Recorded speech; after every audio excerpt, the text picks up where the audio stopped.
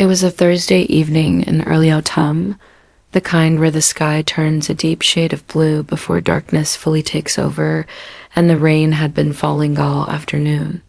I had been home since late morning, working on some paperwork for my small desk.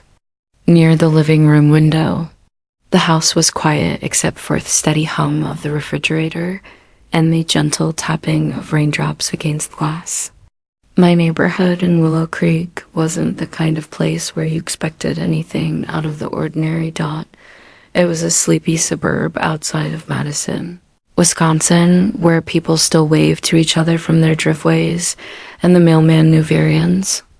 Name: I was alone that night because my roommate, Sarah, was out visiting her sister in Chicago for the weekend.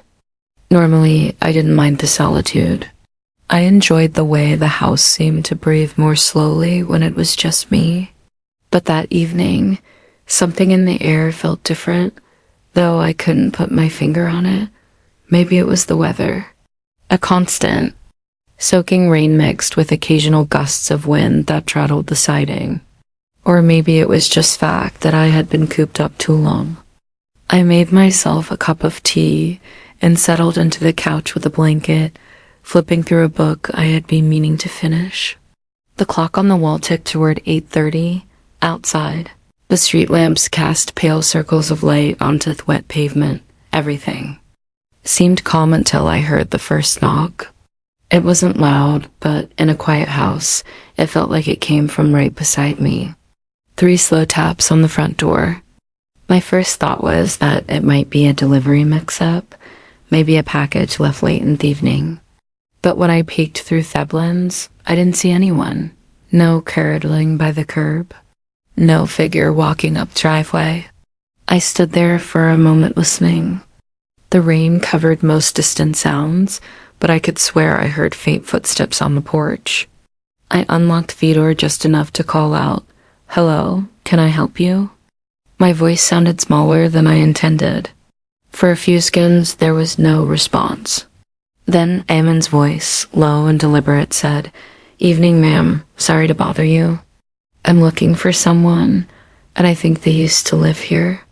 I opened the door, a little wider enough to see him. He was standing just at the edge of the porch light, tall and wearing a dark raincoat with a hood pulled low. I could see his jawline, but not his eyes. Something about the way he didn't step closer struck me as odd.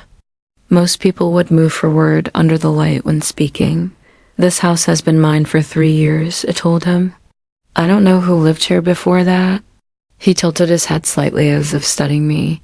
"Her name was Emily," he said. "Emily Parker." "You don't know her?" I shook my head. "No, sorry. I've never heard that name." For a moment, neither of us spoke. The rain seemed louder between us. Then he said, "She might have left something here, something important." A small chill went through me. "Well, if you tell me what it is, I can check." I offered, but he only smiled faintly. Not warmly, but like he knew something I didn't. "It's okay. Maybe I'll come back another time." He turned slowly and walked down the steps into the rain without another word. I closed the door quickly, locking it twice. My heartbeat felt uncomfortably fast. I told myself it was just a random stranger with a strange way of speaking. Maybe a little socially awkward, but deep down something didn't feel right. About half an hour later, just as I was starting to relax again, I heard it. The faint crunch of footsteps in the side of the house. Not the front porch this time, the side. I muted the TV and strained to listen. There it was again. Slow steps, too deliberate to baby wind-moving debris. I grabbed my phone and quietly moved to the window overlooking the backyard. At first, I didn't see anything. Then, from behind the old oak tree, the figure emerged, the some raincoat could still up. He was standing perfectly still, looking toward the house, not toward the windows, toward the back door. I froze. The only light was from the kitchen, and I realized it was casting my shadow on the curtain. If he was looking at the door, he could see me moving inside. I stepped back slowly, heart pounding, and dialed 911. The operator answered quickly.